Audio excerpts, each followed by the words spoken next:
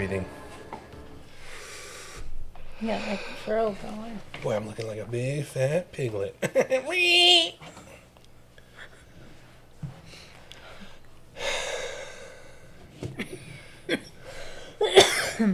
Okay. All right. Situate myself. Okay, so this stuff is just... This is for me, but this was like how to possibly open it. Yeah. And then this is just the story of what it's about. Okay.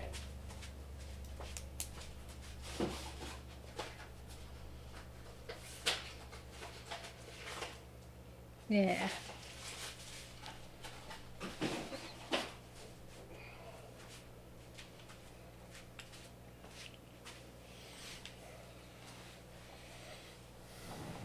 Don't breathe that hard, though.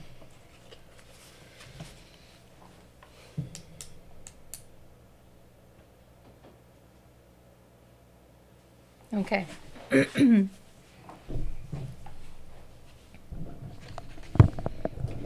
Okay.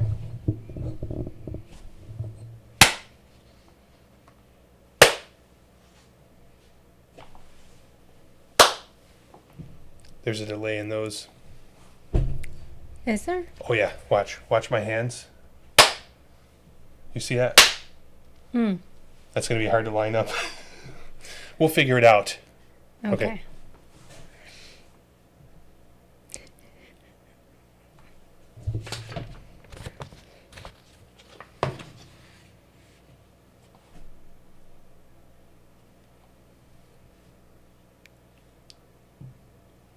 I can hear myself, my mouth. It's weird.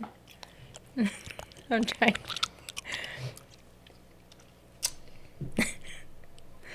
Should I turn that back down? I don't know. Boop, boop, boop, boop. No, it's fine. Just don't yell. Should I start off with something like this? I don't know. That's what you wanted. I was looking at it like, we're acting now. Well, I don't know. Most of us think we know who we are. One personality, one voice in our head. But what if the mind could split? What if someone could become someone else? That sounds horrible. And not even realize it. And what if the person pulling those strings was your own father? What if someone could become someone else? That sounds weird. Am I wrong? It does Maybe. sound weird. But did we nail it? I read it all though. You did. You're supposed to read that, and then I I'm supposed know. to.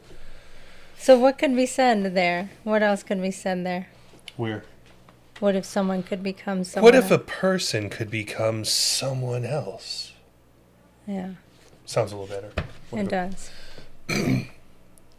Is my voice like? No. It's not bad. No. Okay. Or should we just start talking? Yeah, about just it? start talking.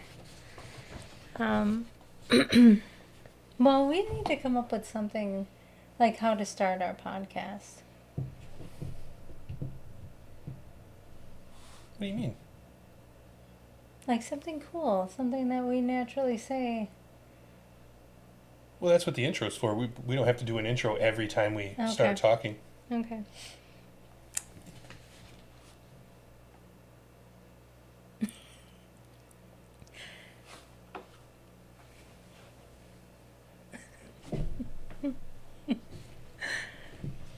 Airing out the armpits.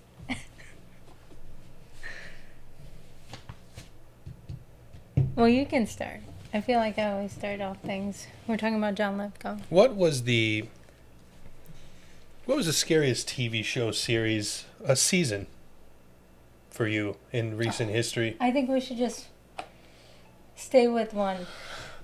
Like Raising Cain, and then we can do other episodes around. I was going to Dexter. lead into it. Oh, I'm leading. okay. Well, this isn't a TV series. I don't know. Dexter. Dexter, Trinity killer. I know, but That's what you're supposed to... Right? I was going to come back to that. I was going to say, you know what else he was really creepy in? Oh, okay. That we recently saw? Okay. Raising Cain. And not cocaine neither, because that would make everyone excited. This was a personality disorder. Sadly. Okay, so what do you want me to do instead? Okay, no, I think that's good. You got to help me out here. I'm sorry. I'm almost like a one flow kind of. It sucks the way that my mind works, because once I hit a certain angle, if I don't continue it, I lose it. I know it's hard too to warn you, because I'm just flowing. Mm-hmm. Who's the creepiest guy you've seen in a long time? Think Dexter. A specific season that really got you, gave you many sleepless nights. John Lithgow. John Lithgow. And what was his name in the Dexter series? In Dexter as a Trinity killer. I don't remember his name, but Trinity Killer. Yes. That was it. Well, let's go back about 30 years from that point. No, you know what? Let's say 20. 1990 something. Raising Cain. We recently saw that movie. Yep. And what did you think about him in that? And did it help make you feel more comfortable with John Lithgow, or a little more on edge? I think in any way that he acts in any movie, I think I would be creeped out. He just has a very creepy look to him. You know what's funny is I don't think he has a creepy look. I think he looks like a soft, kind person that you could. He's approachable. He kind of he's got. It's almost like split personality in everything he does.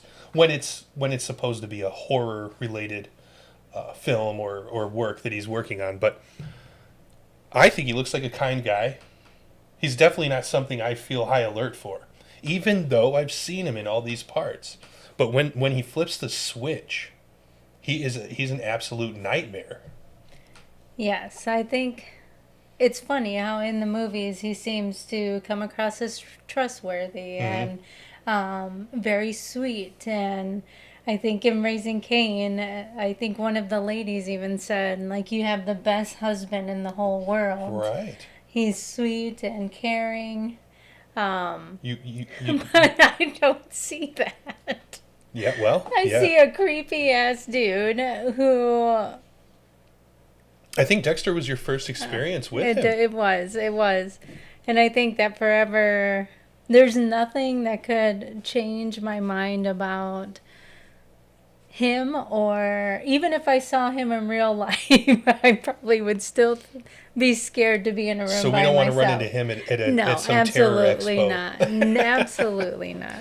Freddy has been replaced by anyone John Lithgow plays for you. Yes, I feel like he is a star manipulator. Somebody,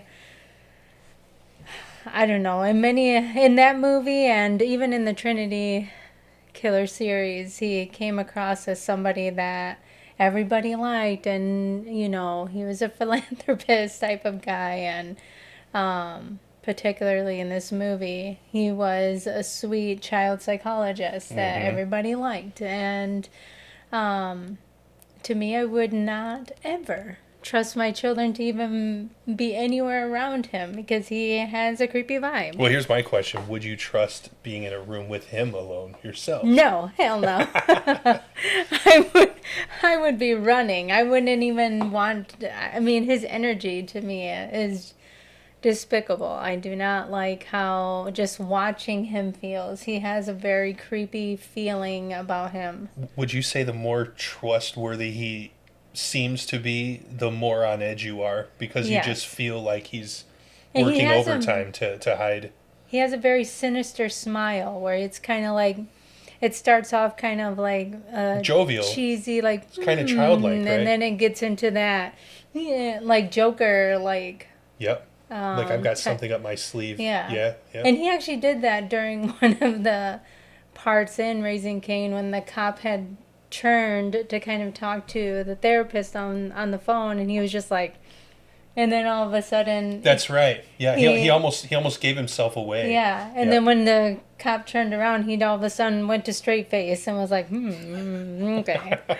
Well, he was back in character for that particular moment. He went from feeling like he's getting away from it. This is really working, smiling behind the guy's back. Then when the guy looked back at him, he's already gone back into I feel for my wife and her disappearance or whatever it was. Yes, and what's crazy too is, you know, I know you've always looked into psychology-based things in the past, and I guess for me, like my only experience with, what is it? DID, what is the... Dissociative, or what is it? I think I have it. Yes, and dissociative identity disorder. Yep. The only time I've ever really associated anything with that disorder has always been via movies. Now, I know movies can embellish. That's because you won't see these people in real life. I know. But I mean, I know the movies embellish a lot as to... you know, how people kind of shift between their different personalities. And, I mean, in particular, this movie really touched on how a father took his child into a scientific research study to really just then make things so traumatizing to build different personalities in him. And you're talking about John's character's father. Yes. Or Carter is his name in the movie. Mr. Nix. Mr. Nix, the doctor. The scientist. Yep, the scientist. Yeah. And I think... Yeah, he traumatized his own child to get to what he was looking for as far as... Yeah. And in the movie, it's specified that the children had to be between the ages of 3 and 5, because that's when you could really anticipate what those additional, you know, personalities or behaviors would be. That's how they would build it, is through trauma in that main age frame, which is kind of creepy too, because, I mean, he poisoned a woman, or... Chloroform. Yeah, he put her to sleep. Yeah. Knocked her out. To steal her baby, to steal her child. Yep.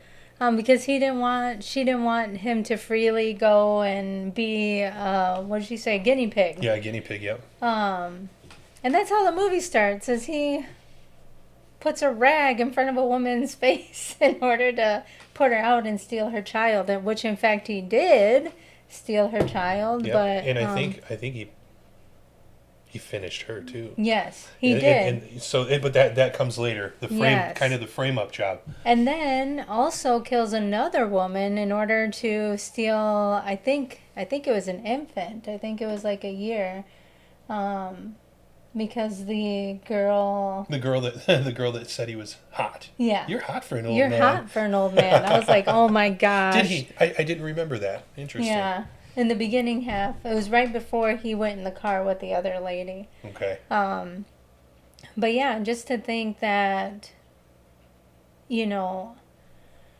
doing any type of scientific study from a psychological standpoint on children is kind of scary. I think it's completely unnecessary. I'm not sure why, you know, in real life we go through extreme pains to protect them. Mm-hmm. Why, in the name of science, do we do the opposite sometimes? Yeah, or try to induce pain in order to have scientific research. I mean, ultimately, I would think I think it definitely pushes ethical boundaries. Yes. Not just pushes, it knocks them over. It says, I don't really care. Mm-hmm. You know, I've got to get this research. I've got to figure this out. Yeah. But then there was multiple characters in Sounds like real life, and I'm not going to say who or what. Yeah. Well, in real life, there was somebody who did do that. A very, very disturbed individual from the 1940s. 1940s.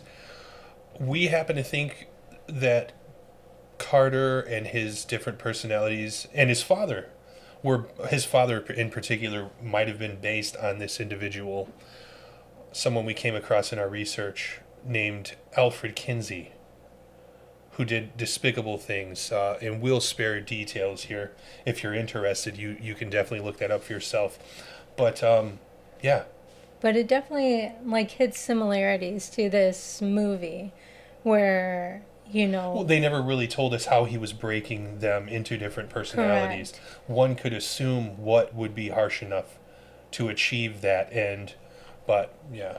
Yeah, so there are, let's see, 5 different characters that play as part of the personalities that Carter Nix, the main character, his Split into. he splits into his alter those. egos, I suppose you would say. So Kane is the more confident, the manipulator, the so-called bad boy. Mm-hmm. I'm going to do the bad things for you so you don't have to worry about it. Carter is Bashful, coy, childlike almost. Sweet, childlike, because he does have a child in the movie that he is researching and ultimately I think is protecting her from his father. Who his father is another personality, but was real at one point. Because when she went missing, he was worried about where she went. Yes. Clearly, the only place that she would have disappeared to was with his father. Yeah. Yeah. So they make it seem like his father is dead. However, his father was never found. It was more like he faked his own death, and then the story is that he took off to the Netherlands and started Norway started an institute, but supposedly is dead. Mm-hmm. So he is a character in Carter's mind. But there's also Josh, who is a young boy, a child, his child form, that ultimately remembers the trauma, remembers everything that went bad, and therefore then developed all of these different personalities to kind of protect himself. And then last was Margot, which really they didn't go into. It seemed like maybe she was somewhat of a mother figure. Well, I think what it was is she was part of the doctor's team. And because he mentioned that she kind of tried to protect the kids from the doctor. Yes. What do you call those people? Like like a helper. There's a word for it. It's just escaping me right now. A governance. A governance? No. I don't know. Well, she was but she was an assistant. She was basically an assistant. She was part of the team, understood what was going on, and I feel like maybe was against it, but had to do what she had to do. So like in his mind, it's almost like a mother figure, like she protects us. And I guess the real question is, did he create Margot and in his mind think that she was protecting him? Maybe. When because she may not have existed at all. Because it seemed like she, even though, yes, she was considered the protector, she really was the one working with the doctor in order to ensure the studies went to completion. This is one of those things with people with this particular disorder. They can create a persona that kind of shields the other personas from the damage. And so I think Margot, because he did say that she was a helper, but I think he created her and she helped him and all the other personalities cope with all of the horrible things that they were enduring or I say they as though he was more than one person, but you know what I mean? I mean, he was fractured. Yes. His personalities were fractured into multiple personalities, yes. Yeah, and in doing some research, I mean, individuals who in fact have DID do feel that each person that embodies them is their own person, because there are times where, and I mean Carter did it too, where he all of a sudden couldn't remember like certain situations where things happened, and then he's like, but I don't remember, I don't know, I just see that there's a gap of time. And a lot of times those type of people who have that disorder do in fact have parts of their day where they may not remember what happened or what occurred. And I think in watching that movie, it just made me think, you know,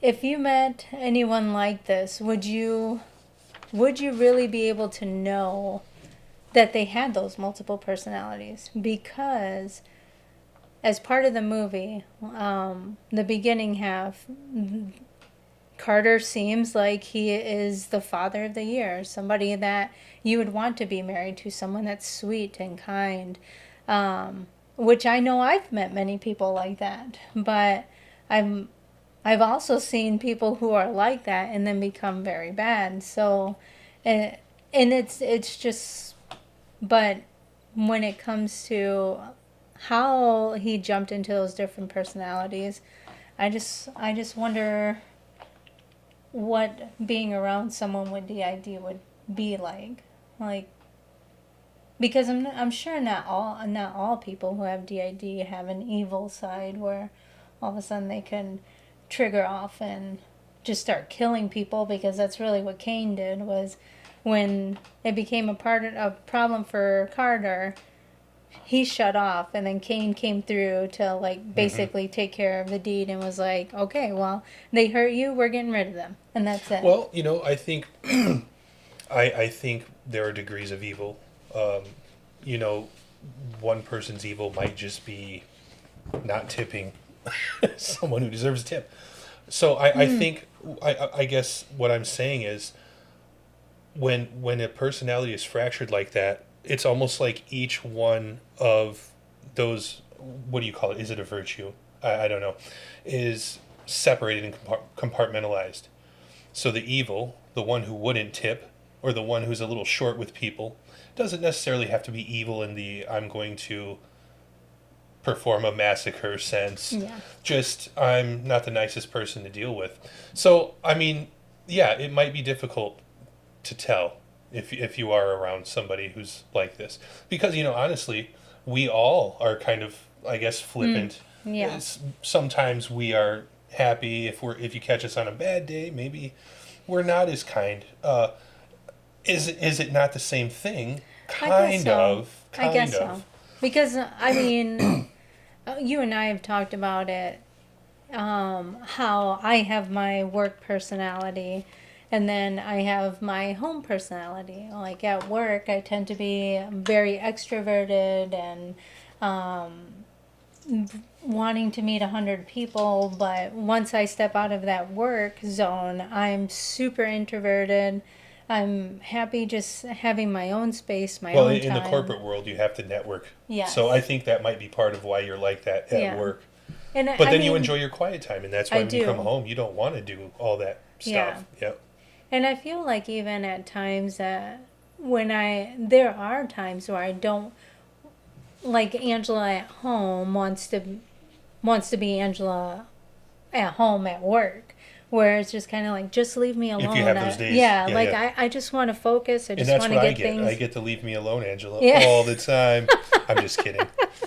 You do for the most part, unfortunately. Not really. No, it's not like that. But I think it's hard. Even, I mean, it's almost exhausting. Which I wonder if somebody who has DID finds it exhausting to shift between different personalities, because I bet. I know at work, by the time I get home, because I'm this extroverted person and having to, really network and get to know people, I know by the time I get home, I'm like, ugh, I just want a beer. And I just want to freaking chill. I don't want to think. Yep. Don't talk to me. And I'm always down for a beer, so it works out. It works out. Yeah, but, I mean, it was an interesting story. I think you said it best yesterday. It was kind of, it almost felt like an after school, like Lifetime movie or something. It seemed like it was made for TV. I don't know if it was or not, but it did seem that way. Yeah, because just the same cinematography. Okay. Yeah, it did. It felt like the typical 90s made for TV film. It was like Stephen King's Salem's Lot or something. Yeah, it was kind of like that. Yeah, almost childlike. And I think too, he definitely doesn't play a funny, like, because I think in watching some videos, they were saying that it was almost comedic or almost dumb how the movie kind of came out. And to me, like, he doesn't play a good bad boy. Like, oh no, he doesn't. He's not a convincing. No, he's not a convincing bad boy. So John so Lithgow, Kane, yeah, his he Kane does persona. not play well as Kane. Like, I just. He still looks too sweet and kind. Well, I don't know about that. Well, I he mean, just, he does. I mean, usually, like, a bad boy is like, they almost have like a sexiness about them, like, oh, like bad boy type of thing. But you're saying for him, John Lithgow doesn't it's have like, it. Ew, like grandpa, like I'm gonna be That's cool. horrible. I do not endorse this message. John Lithgow is the man. I really think he's awesome. No, oh my gosh. She's just scared of him. I am scared of him. And in the Trinity Killer movie, that was your first exposure. It was messed my you first up. exposure. I think out of all of the villains of Dexter, he was your ultimate. That was the one. Even when we do rewatch, I know, you don't want to go back to that season. I cannot go back to that season. And I mean, and then we pull out the chair and I tie you down and we again I have to glue your eyes open, but we get it done. I love that season. He's great. He absolutely loves that season. Yeah, he's great. To me, he is the creepiest. And I think not bad for a guy who you don't think plays a bad boy very well. Oh, I know. He plays a bad boy, but like creepy. Yeah. I don't know. He's. You're saying you don't want to take a bath with a guy? No, absolutely not. Absolutely not.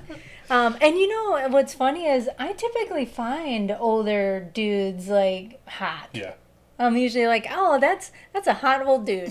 But no, not to John Lithgow. I'm sorry. You are the creepiest of the creep. Now for that, I want to meet him, and I want you there. Oh my God. Absolutely. I think too. We'll probably talk about it in a different series, but a different episode. But Dan and I also watched another movie last night with him. This is what started the whole thing. Yes, it started us watching John Lithgow movies, and mostly because of how creepy I think he is, and maybe this one tops him all. This one tops them all, in my opinion. Oh my goodness. So I think it's.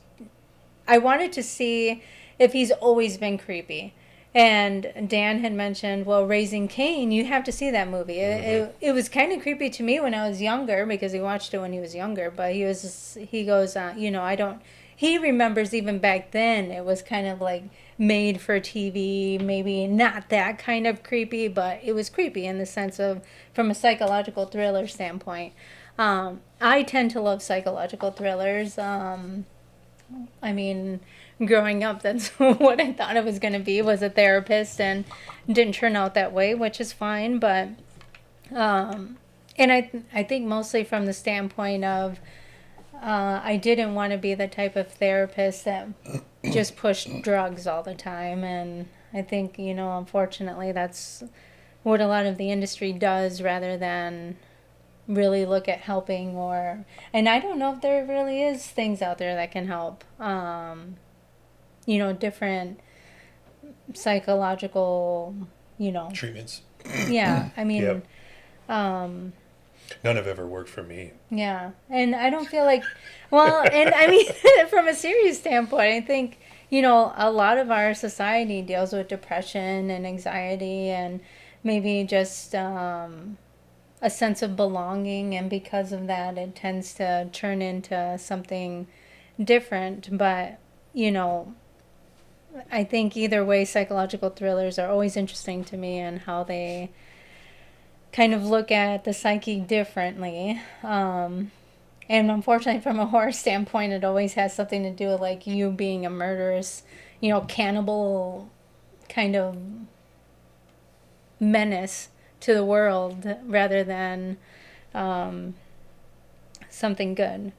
But American Psycho, Silence of the Lambs. Silence of the Lambs. Oh yeah. Gothica. I mean, you haven't seen that movie. Yeah, it's funny. That's one of the ones I haven't seen. That one, that one is twisted. Not because I don't like Halle Berry. Yeah. That's for sure. But but yeah, I think, in thinking about whether or not people, how would someone with DID, if you have DID, and share how you interact with people. I don't know. I'm interested to know and learn, because I think, a lot of the movies, and I guess there's no way a movie kind of captures the reality. And I think after watching it's embellished. Raising Cain, you and I talked about Split, and how Split is similar to that.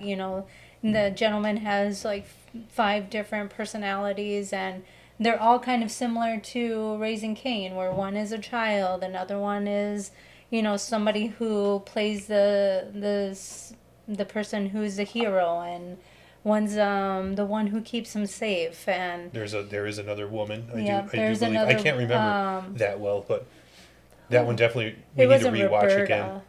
I don't remember. I don't know, but it was that movie was absolutely wonderful movie to watch. It was great. Unfortunately, I can't remember the actor's name, but he did such a great job. I think when that one came out, he was up and coming still. I don't remember his name either. That's okay. Adamson? No. McAdams? I don't know. But he did a great job. But it made me think about that yesterday. And yeah, just I'm intrigued. I'm intrigued with how someone lives with it. What does the shifting look like?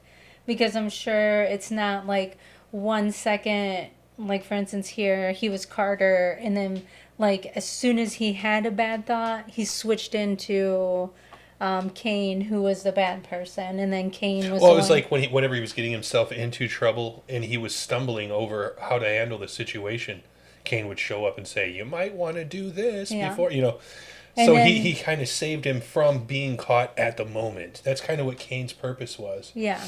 And then when Kane was getting... Carter was the non-criminal. Yeah, when Kane put the woman into the trunk, Josh came out of the bathroom and was like, I saw what you did. Something like did. that. But he had a woman's voice. It was really creepy. It was creepy. It was, and the kid looked creepy. Yeah, he did. But... Bravo. Yes. So yeah, I'm intrigued. I would like to learn. I'll probably do some more independent research.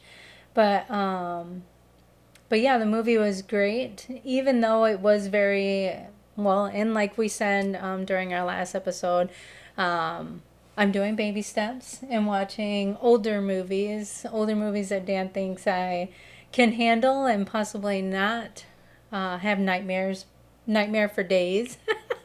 So, and we typically don't do this, but we watched Raising Cain last night, like in the night, because I tend to get a little scared if we watch anything as soon as the sun sets. I'm like, I'm not going to bed.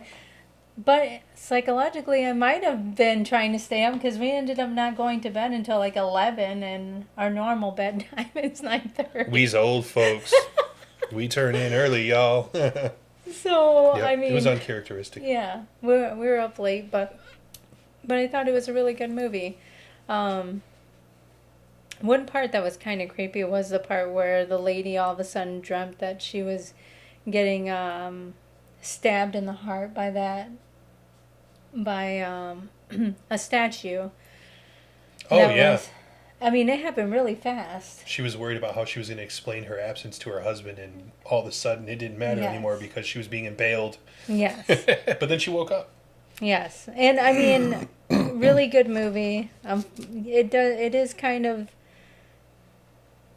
I mean, the woman, of course, when you think about how sometimes women can be pretty evil, when you have something good, you tend to... She didn't even really have a good reason to step out. She didn't. Yeah. No.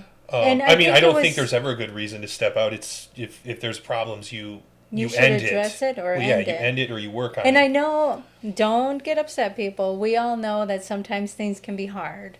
But I think just for yourself and the other individual, despite if you hate the person or not, it's just easier for you just to kind of call it quits and just say, okay, hey, we're done. Well, stepping out's one thing, but there are people that go to the extreme of ending the life of the I other. know. And that makes for good cinema. It does. But holy cow, well, I can't believe cinema, people do that. And just good true crime, to be honest with yeah. you. There's so many times that Dan and I have watched true crime series where a man doesn't, or a woman doesn't want their partner to be with anyone else, and because of that, they end their lives.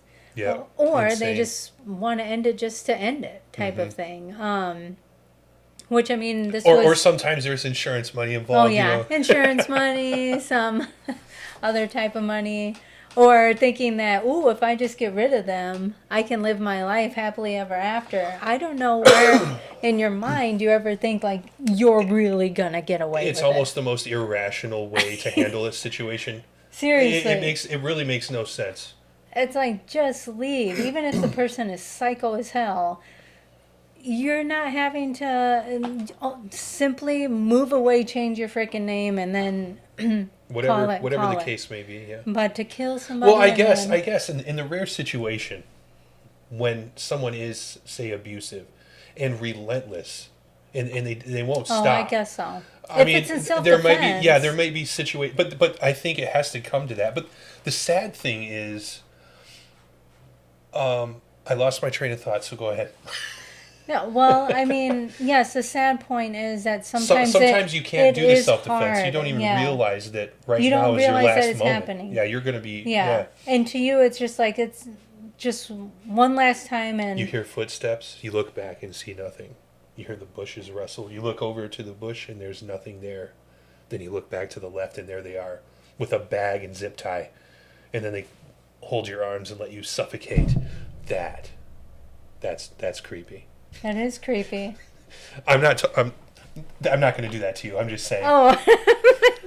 What does that have to do with... What I'm saying is now you've missed your opportunity for self-defense. Correct. Yeah, you can't always... Correct. So that's what's really scary about that is scary. Those relationships when there is one partner who is... the dominant, like... But just abuser. Yeah. Yeah, that's the only way you can say it. You never know when it's your last day, so it's better just to get away when you know, it's can. funny.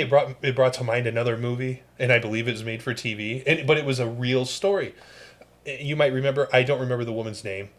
I think she was the mom in one of the '90s sitcoms, but she, the actress anyway, her husband, she found out was having an affair. Remember, she drove the car through the house once. She ended up at the end ultimately taking him out and his girlfriend. Do you remember this? It was a made-for-TV movie. Oh, God. It was almost like a Lifetime special. I don't even know if we're supposed to be saying Lifetime, but... I think it was... It wasn't Lifetime. Not Family Ties, was it? It was one of those. It might have been Family Ties. Or... Not Growing Pains, no. It wasn't her. No. I think it was Family Ties. Maybe it was Family Ties, the mom there. Was it Donna Brickred? Gosh. It's a B last name. Couldn't tell you, man. It's a B last name. Yes. Oh, my God. But that reminds me of that. I absolutely love watching that series. I feel like I watch it every year. Now, of course, we don't know... I mean... Yeah, you never know. You don't know 100%. what the story is. Maybe he was a completely heinous person and he was making her life a living hell. We have no idea. Yeah, we have But the no way they idea. portrayed it in the movie was she was the one that was kind of unhinged. Yes. Yes. Yeah, it's just scary, and it can go either way. You know. Yeah. Yeah. Anyway. Yeah. Well, and I feel like, I after watching that movie, it really did make me think, how is it that people shift into different personalities? And like you were saying in the beginning, everybody has a different personality of who they could be. And we don't know what's going to trigger and so-called throw you over the edge type of thing. Oh yeah, you never know. Because, if you think about movies like Taken, where the guy is super sweet, loves his child, and then his kid gets taken, and now he's a murderer. He's willing to murder a mercenary people. who actually knows his shit. Yeah. That's it. So, no matter what, things happen in life. thing. You don't know what could trigger you to, take that next step or do whatever. Or even just change your everyday personality, like who you are. Me simply being Angela at work over Angela at home, those are different personalities, and all of us have our own way of dealing but with I think situations. The difference is that your type is more voluntary. You choose to go both ways, and I don't think for people like this or like Carter in the movie, there is much of a choice. I think their personalities have been fractured so much based on the trauma that it's not as voluntary as the way we switch up. Yes. Maybe. Yeah. I don't know. I'm not an expert, but... Nor do I. I just know from reading it says it's involuntary. It's something that just occurs based off of the trauma that had occurred to the person, and then, certain situations bring those other individuals out. So, yeah. So it was a great movie for an older movie, and like we were saying, the other John Lithgow movie we saw, The Rule of Jenny Penn. The Rule of Jenny Penn. Wow. That was an incredible movie, and definitely probably one of my favorite. Well, it's hard to say. We've seen at least 2 super amazing movies in the last week. Mm-hmm. One is another newer movie. Yes. And Jenny Penn is also a newer. I'm not sure it what is the year a newer was. movie, and thank you to Shudder for having that on your platform. I'll tell you, when you initially see the cover of the movie, you don't see that it's John Lithgow. No, it doesn't look like him and at all. then probably within the first 3 to 5 minutes, that's when you realize that he is the main character of that. Are you sure it was only 3 to 5? I think it was even further into the film. Oh, it might have been. Because remember, I actually passed out for just a short second. Oh, well, yeah, it was probably about 10 minutes. 20, 30 minutes, yeah. Yeah. But because I saw him, I just didn't see his face. And I saw his puppet, or whatever you want to call the thing he carried around. So one that we will talk about in our next episode, The Rule of Jen Penn, and if you have an opportunity to take a look at it on Shudder, then I think it'll open your eyes to unfortunately what some of our aging population may encounter here reality in the future, and we're almost there. We are almost. I'm so scared. I might be him, though. You might be. Who knows? Yes, I Who think knows? I think you I definitely might be the alpha in the situation. You definitely could pull it off. No, not me. I'm the sweetheart, man. I'm Carter. You are Carter. In a way, you're just... In a way, but there's Kane's there. Yeah. Kane's also Kane there. can be there. Yes. But I think... but I control both. But yeah, I think Raising Cain allows you to see maybe a different way of looking at DID, and also almost, feeling bad for Carter, because in the movie he really doesn't know what's happening. There's that layer. And I think when you just watch through the movie, you don't not everyone's going to think along those lines. Everyone's just probably, for the most part, going to think the guy's evil. Yeah. But you do have to step back and realize his personalities were created by his father. He was traumatized, and again, they don't get into how. Yeah. But which he's a victim. He is a victim who goes on to victimize, yes. and this seems to be what happens in that's real life. Mostly because Carter is the obedient one. Carter is the one who doesn't want to upset his father. Yeah.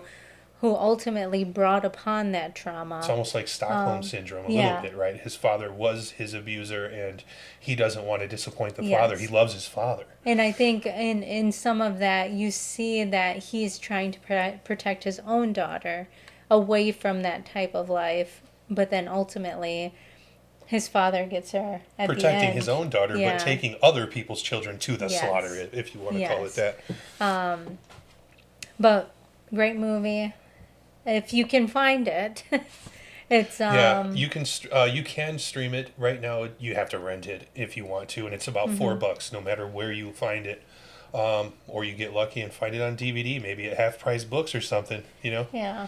Unfortunately, we are nowhere near Half Price No, Books we're in the middle anymore. of nowhere. We're in and the I love middle it. of nowhere. I love it. But We've really, gone to great lengths to keep stalkers away. Yes. No, I'm just kidding. Nobody's coming out here. Nobody. Okay. No, and that's okay. No, I like we that. like it. Yeah. We like it that way. We've had neighbors Being for city dwellers our whole life. Yes. This is a very welcome change of pace. It is. Yes. Almost calming and relaxing. Oh, so, I've almost completely killed off my cane just moving out here. So, yeah.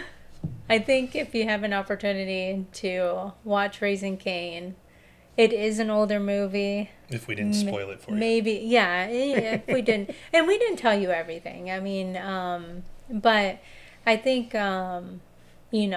going into it with open eyes and not seeing it as an old movie that is made for TV. Because it probably was. It may or may not have been. I'm just assuming it was interesting cinematography. Yeah. Reach out, take a look, and Are we crazy to think that that's a good movie? You and I tend to like a lot of things that a lot of other people don't like. So we don't want to get your hopes up. We definitely don't want to get... Yes. Dan and I We think it's good. That doesn't mean you're going to like it. You might Yes. think it's trash. But Yes. yeah. But I think that was the general sentiment, wasn't it? Yeah. I don't think a lot of people thought it was a really great film. Yes, a lot of people did not think it was a great film. Almost thought it was a joke. But I thought it was a pretty good movie. And I think, too, if from a psychological standpoint, so if those type of things interest you, it just allows for you to want to dig in deeper and see what different disorders are out there. But yeah, you should watch it. Let us know what you think about it. Maybe if you think the same, or maybe if you don't, we'll welcome any comment and maybe can come back to it. But next time we'll talk about the diary, not the Rule of Jenny the Penn. rule Yep. of Jenny Penn. I'm Angela, Dan. and this is the Grim Cult Society. Peace out. Bye.